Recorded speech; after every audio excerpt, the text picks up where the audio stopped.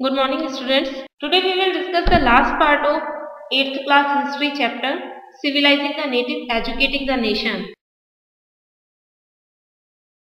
Basically, in our previous videos, we have discussed about Orientalists' grave errors of the East, why Britishers introduced Western education in India, and the steps which were taken by the British government to introduce Western education in India, like Macaulay Minutes, the Charter Act of 1813, and Wood's Dispatch also. So now we will discuss about the situation of local schools in colonial rule. What happened to the local schools? Do you have any idea of how children were taught in pre-British times? Have you ever wondered whether they went to school and if there were schools? So what happened to these schools under British rule? Because before British rule, in these schools, Asiatic education, or we can say vernacular education, were provided to students. But after British rule, Britishers introduced Western education. So at that time, what happened to these local schools? So at first we will discuss the report of William Adam and after it new routines and new laws which were introduced by British people. So basically in this topic we will discuss about what happened to the local schools.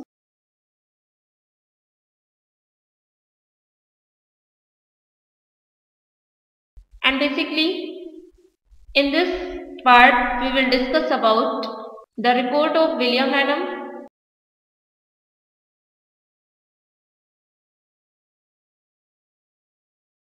and new routines and new laws.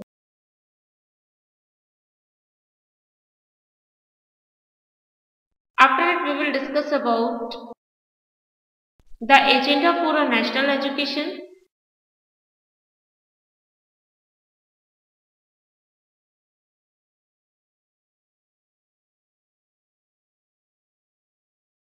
basically in the agenda of the national education, we will discuss about the viewpoints of Mahatma Gandhi,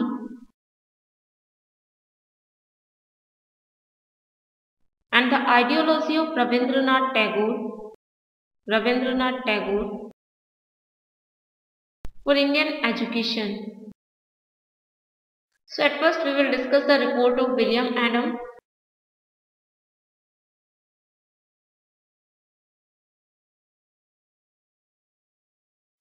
William Adam was a Scottish missionary who toured the districts of Bengal and Bihar. Actually, he was asked by the company to report on the progress of education in vernacular schools.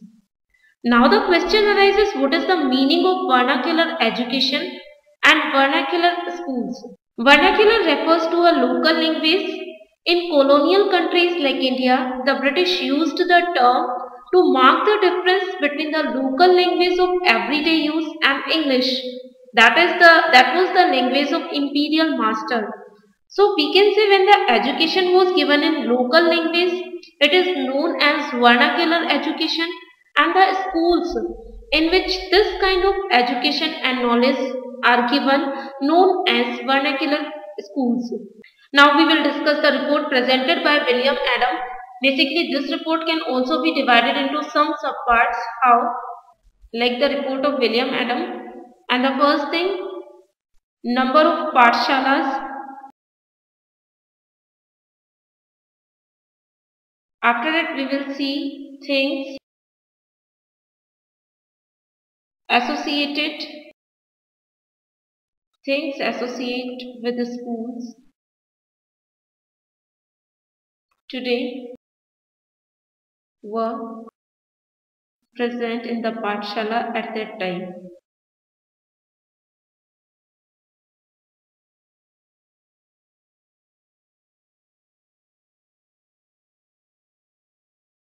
The third thing, flexible education system.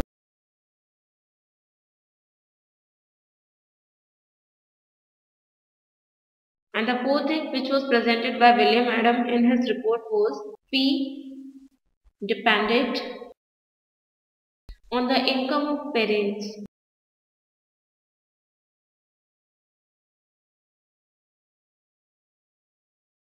William Adam found that there were over 1 lakh pathshalas in Bengal and Bihar.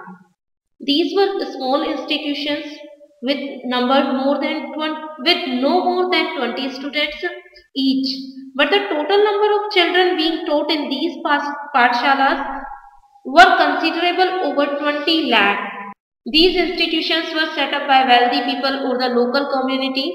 At times they were taught by a teacher called Guru. Now we will see that few things which can be associated with present day schools were like there was no fixed fee, no printed books, no separate school building, no benches or chairs, no blackboards, no system of separate classroom, no roll call registers, no annual examination, no regular timetable. In some, generally classes were held under a banyan tree in the corner of a village shop or temple or at the guru's home. Practical knowledge was given to the students instead of giving theoretical knowledge. All the students had to sit together in one place. The guru interacted separately with groups of children with different levels of learning.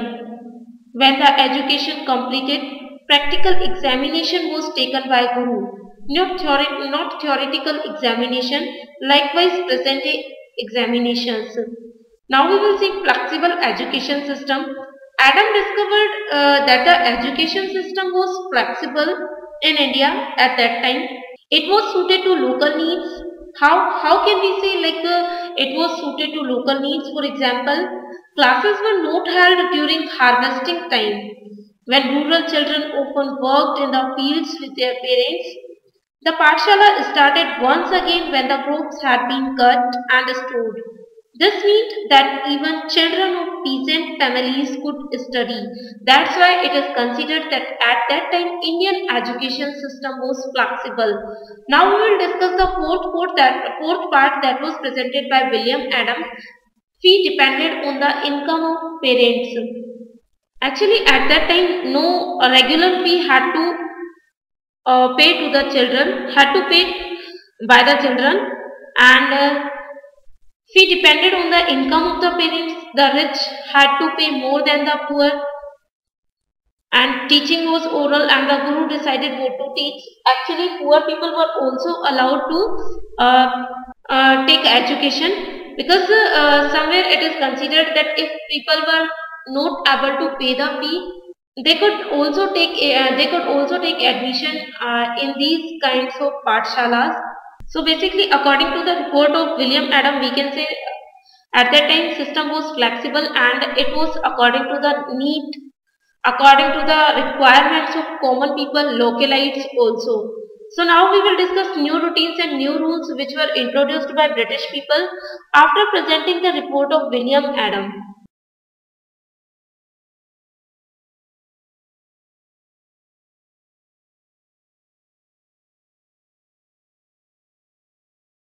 Up to mid-19th century, the company was concerned primarily with higher education. So it allowed the local pathshalas to function without much interference. But after 1854, the company decided to improve the system of vernacular education. I have discussed the meaning of vernacular education earlier. It felt that this could be done by introducing order within the system, imposing routines, establishing rules, ensuring regular inspections also. But how was this to be done? What measures did the company undertake? These are the questions which arise in our mind when we discuss this topic. So at that time, British officers appointed a number of government pundits, each in charge of looking after 4 to 5 schools. The task of the pandit was to visit the pathshalas and try to improve the standard of teaching. Each guru was asked to submit periodic reports and take classes according to a regular timetable. We have discussed like at the time of vernacular schools, at the time of vernacular education, no regular timetable was there and no syllabus was there. Teaching was now to be based on textbooks and learning was to be tested through a system of annual examination. When we compare it to vernacular education, we can say it was just opposite of vernacular education, because in vernacular education printing material were not provided to students and annual examinations were not given by the teacher. The students were asked to pay a regular fee, but in vernacular education, poor students need not to pay fee, and the amount of fee depended on the income of the parents. So, in British rule, Britishers introduced the system of regular fee, and everyone, whether he was poor or rich, had to pay that fixed fee. They had to attend regular classes, they had to sit on fixed seats, and they had to obey the new rules of disciplines. So which new rules were introduced? Like the first is appointment of government pundits.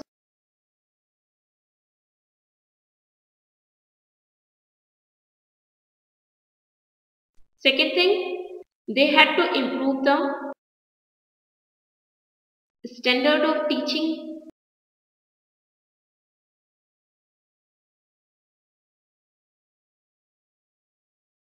Now the gurus had to submit periodic reports. They had to submit periodic reports. They had to follow a regular timetable.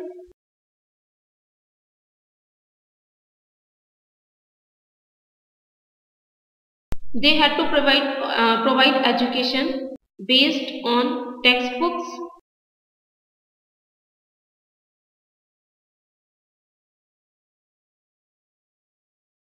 Students had to attend regular classes, and the more important thing, they had to pay a regular fee. Pathshalas which accepted the new rules were supported through government grants. Those who were unwilling to work within the new system received no government support.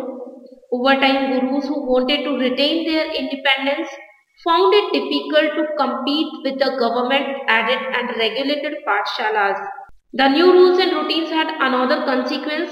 Like in the earlier system, children from poor peasant families had been able to go to pathshalas since the timetable was flexible. Because at that time, during the harvesting time, schools were not opened. The discipline of the whereas in new system, the discipline of the new system demanded that children of poor families had to sorry, whereas the discipline of the new system demanded regular attendance even during harvesting time, when children of poor families had to work in the fields. Inability to attend school came to be seen as indiscipline, as evidence of the lack of desire to learn, and these kind of students were punished by the British people. So basically we can say the education system which was introduced by British was not flexible, it was rigid, and it was not made to think about the needs of local people. Just it was introduced to show the superiority of British culture, British education. Like they wanted to show that they were well disciplined. That's why they introduced this kind of system. Now we will see the agenda for a national education. Only the British officials were not thinking about education in India. From the early 19th century, many thinkers from different parts of India began to talk of the need for a wider spread of education. Impressed with the developments in Europe, some Indians felt that Western education would help modern India. They urged the British to open more schools, colleges and universities and spend more money on education. Now we will discuss about the reaction of Mahatma Gandhi and Rabindranath Tagore against Western education. So at first we will discuss about Mahatma Gandhi, like we will discuss about the thinking and viewpoint of Mahatma Gandhi about Western education, and which kind of education should be introduced in India according to Mahatma Gandhi. So let us discuss about Mahatma Gandhi. the father of nation.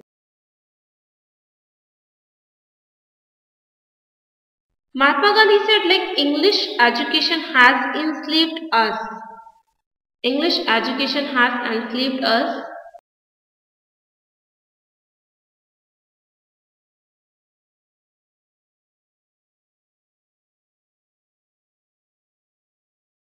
Gandhiji criticized colonial education, and he criticized colonial education on the following basis, like criticism of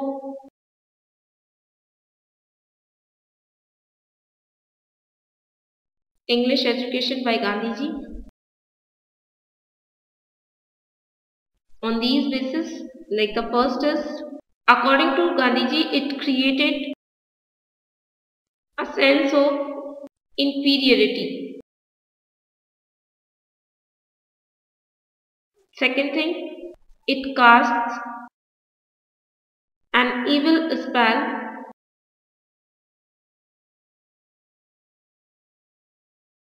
on them charmed by West.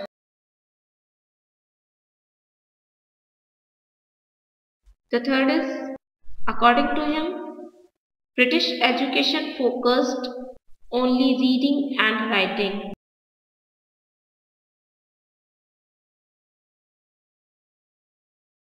And according to Gandhiji, by giving Western education, only theoretical knowledge is given.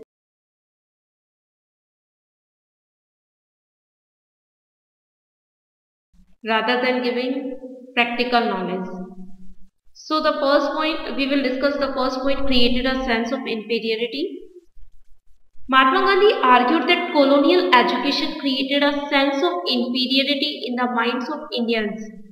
It made them see Western civilization as superior and destroyed the pride they had in their own culture. According to Gandhiji, Western education was only being given so that Indian people could felt that they were inferior to Britishers and they would be tempted by British education. And according to him, like there was a poison in this education. It was sinful, it enslaved Indians, it cast an evil spell on them, charmed by the West, and because of this, people started to appreciate everything that came from the West. Indians educated in these institutions began admiring British rule, whereas Mahatma Gandhi wanted an education that could help Indians recover the sense of dignity and self-respect. That's why during the national movement, he urged students to leave educational institutions in order to show to the British that Indians were no longer willing to be enslaved. According to Mahatma Gandhi, Western education focused on reading and writing rather than the oral knowledge. According to him, it valued textbooks, it valued theoretical knowledge rather than lived experience and practical knowledge. That's why he was not willing to adopt the system of Western education. He was against that education. He wanted to promote an education that could create the feeling of dignity and self-respect among Indians. He wanted this kind of education which could make united Indian people and which could aware the feeling of nationalism among Indians. So we will see the suggestions which were made by Gandhiji for education. The first suggestion which was made by Gandhiji was Indian language ought to be the medium of teaching.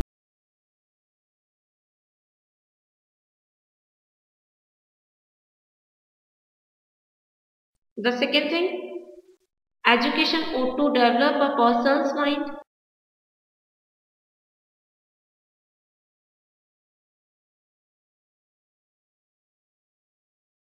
The third thing, vocational education should be given.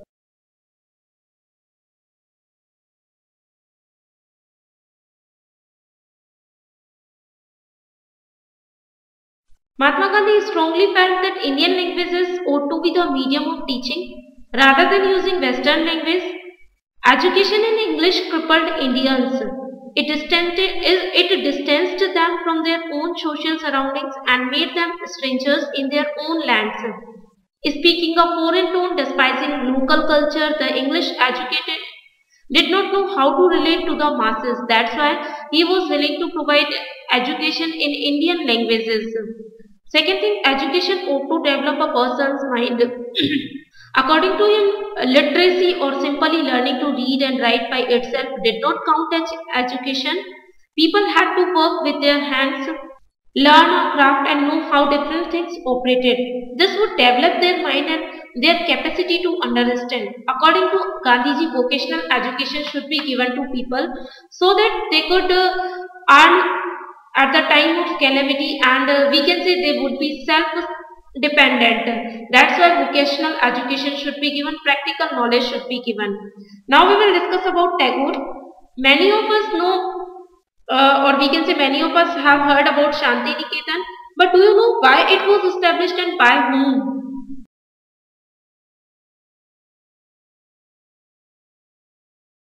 Rabindranath Tagore established this institution, Shanti Niketan. Rabindranath Tagore established Shanti Niketan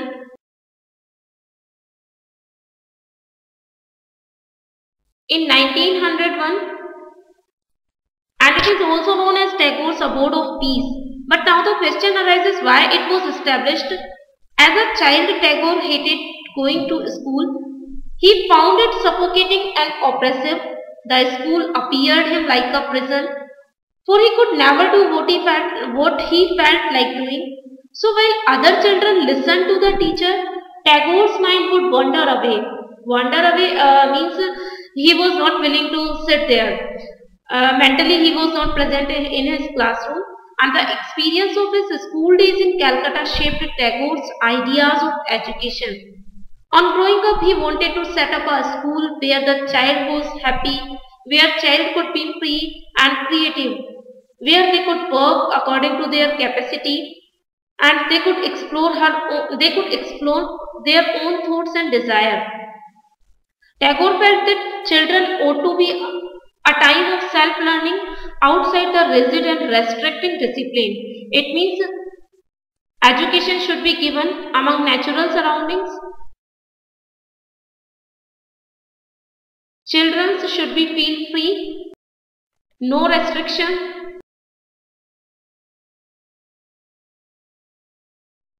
According to him, children ought to be a time of self-learning outside the rigid and restricting discipline of the schooling system set up by the British.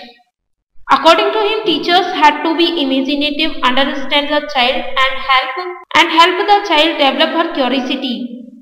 According to Tagore, the existing schools killed the natural desire of the child to be creative, her sense of wonder. Tagore was of the view that creative learning could be encouraged only within a natural environment, so he chose to set up his school 100 kilometers away from Calcutta in a rural setting that is known as Shanti Niketan. It was seen as a abode of peace, where living in harmony with nature, children could cultivate their natural creativity.